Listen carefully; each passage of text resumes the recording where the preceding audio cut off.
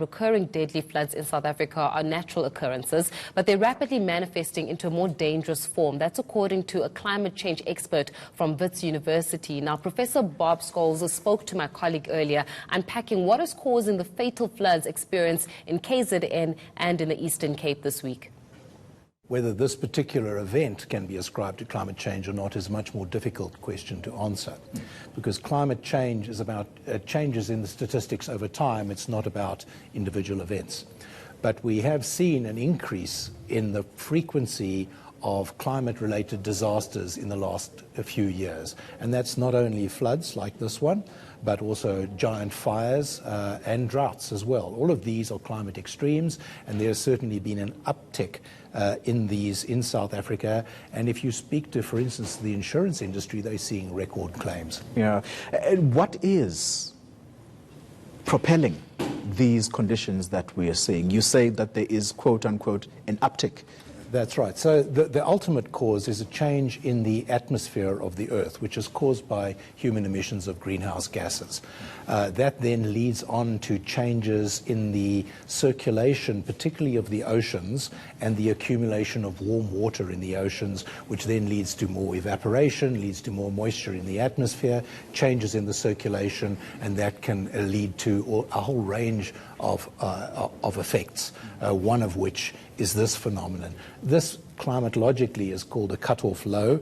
It's basically a whole lot of wet air high up in the atmosphere, which gets squeezed between two high-pressure pistons and wrung out and falls on the Earth. Now, we get about 10 of those a year in South Africa, of which about 2 lead to heavy rain. So this is not unprecedented, but that 2 is becoming 3. You know, it's becoming a kind of a new normal.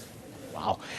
Talk to us about the coastal areas, Prof, because we understand that coastal cities are going to be most affected. And I think a prime example of this is exactly the road we are seeing in Amanzimtoti, where houses that are overlooking the beach are the first to experience this kind of devastation. So there's different things going on here. By and large, the South African coast is quite steep, so we don't have the huge flooding problems that will affect, for instance, Lagos or even London, because most of our cities are well above the sea level, even with the anticipated sea level rise. But what happens is if you've got houses built right on the frontal dunes, the increased erosive power of the ocean as it rises and we get storm surge eats away into the dunes. Those dunes are not well consolidated material, and you get these landslides forming. Is it wise, therefore, to build bricks and mortar houses there, or would you prefer,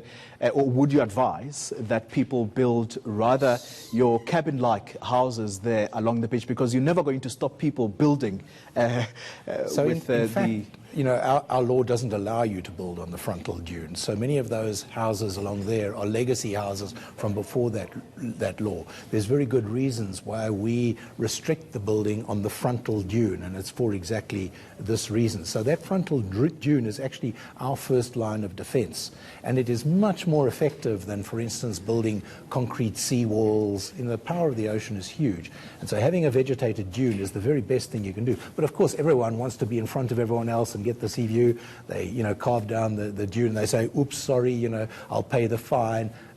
They will get washed away.